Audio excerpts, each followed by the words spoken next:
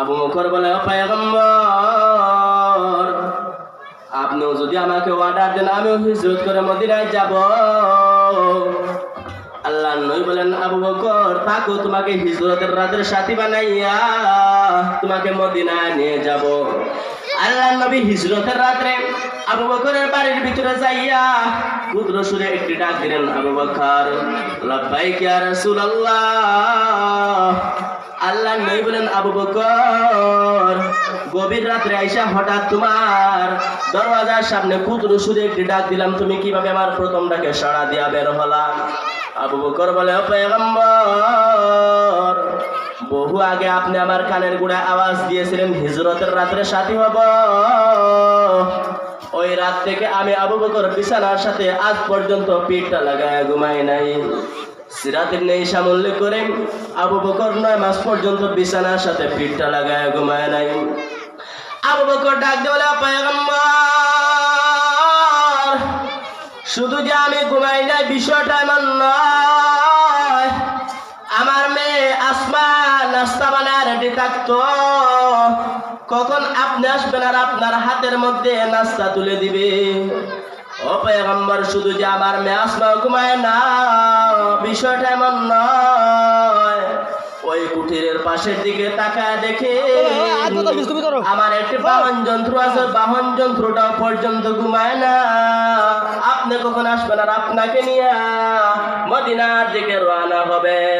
ও মুসলমান ইমানদার আল্লাহর গোলাম, আল্লাহর নবীর জন্য জান দে সাহাবায়ে কেরাম, আল্লাহর নবীর জন্য জান দে মহিলার দল। আল্লাহর নবী জিহাদের ময়দানে অবতরণ করছেন। এমন সময় মহিলা তার দুধের বাচ্চা নিয়ে আল্লাহর নবীর সামনে ডাক দিয়ে বলে, পয়গম্বর, আপনি আমার দুধের বাচ্চা নিয়ে যান, জিহাদের ময়দানে ব্যবহার করবেন। আল্লাহর নবী ডাক দিয়ে বলে, ও বলে মা, তোমার দুধের বাচ্চা দিছো, দুধের বাচ্চা কি জিহাদে করতে পারবে? কি জিহাদের ময়দানে কি কোনো কাজে আসবে?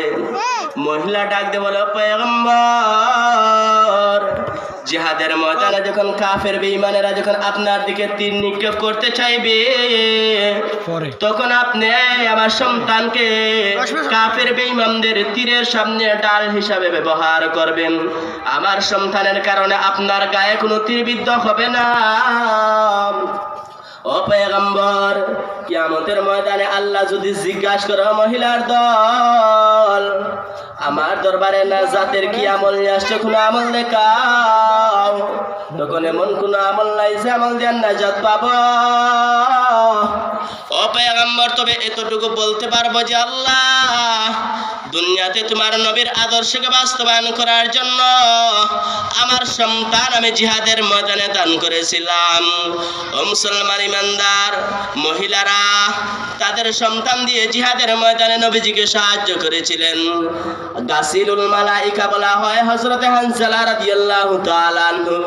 মুসান্নাফে আবি শায়বার মধ্যে উল্লেখ করা হয়, আল্লামা শামসুদ্দিন আয-যাহাবী রাহিমাহুল্লাহ ওনার কিতাবের মধ্যে উল্লেখ করেছেন, আল্লাহর নবীর একজন প্রিয় সাহাবী ছিলেন হযরতে হানজালা রাদিয়াল্লাহু তাআলা আনহু, যার উপাধি ছিল গাসিলুল মালাইকা। হযরতে হানজালা রাদিয়াল্লাহু তাআলা আনহু নতুন বিবাহ করছে।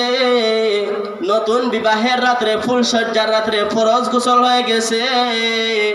হানজালা রাদিয়াল্লাহু তাআলা আনহু নতুন রাত্রে গোসল করার জন্য পানির ধারে গিয়েছেন। এমন সময় হঠাৎ জানি গভীর রাত কে যেন এসে আওয়াজ দিয়েছে। আল্লাহর নবী আর করে নাই, আল্লাহর নবী জিহাদের ময়দানে অবতরণ করছে। কে আসো নবীর আশিক, আল্লাহর নবীর কাতারে দাঁড়াইবা। হানজালা রাদিয়াল্লাহু তাআলা আনহু চিন্তা করেন, আমার নবী জিহাদের ময়দানে অবতরণ করছে, আর অপরদিকে আমার ফরজ গোসল করতে হবে। আমি ফরজ গোসল করব না আল্লাহর নবীর কাতারে যাইয়া দাঁড়াবো? হানজালা চিন্তা করলেন, না আর গোসল হবে না, গোসল হবে না। হানজালা বলে, আর গোসল হবে না, আল্লাহর নবী জিহাদের ময়দানে অবতরণ করছে, আমি হানজালাও বেঁচে থেকে আর কোনো লাভ নাই। আশেক কাকে বলে? এরকম হলো আশেক। আশেক হবে রা দাঁড়ায় শাহেম শাহেদু আলম, आशिक हबेरा दाराए शाहिम शाहेदु आलम सुन्नत की पैरवी करते हूँ हर जहर दम सुन्नत की पैरवी करते हूँ हर जहर दम আল্লাহ নবীর সাহাবী হানজালা বলে আর গোসল হবে না একথা বলে গোসল না কইরা লঙ্গি নিয়া বাড়ির দরজা ডাক দিয়া বলে স্ত্রী গো লঙ্গি নে তোর বাড়ি দে আমার নবী নাকি জিহাদের ময়দানে অবতরণ করছে আমি হানজালার বেঁচে থেকে কোনো লাভ নাই হানজালার স্ত্রী ডাক দিয়ে বলো স্বামী গো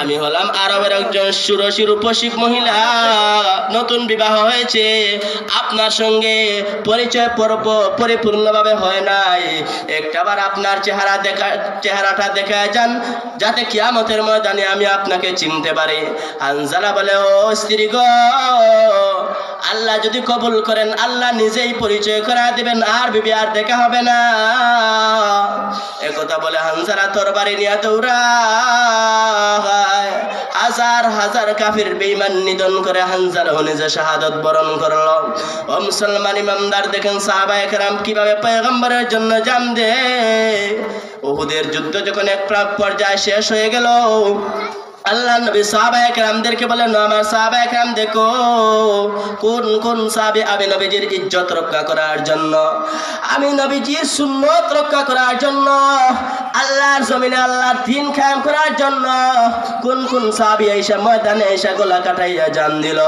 ওই সমস্ত শাহাদাত বরণকৃত সাহাবায়ে কেরামদের লাশ এক জায়গায় জমা করো তাদেরকে বিনা গোসলে পরিহিত পোশাক সহ তাদেরকে দাফন করে দেওয়া হবে এমন সময় জিহাদের ময়দানে একজন মহিলা এসে বলে পয়গম্বর ও আল্লাহর নবী আপনি সমস্ত সাহাবায়ে কেরামদের লাশ আপনি গোসল ছাড়া দাফন দিবেন বটে আপনি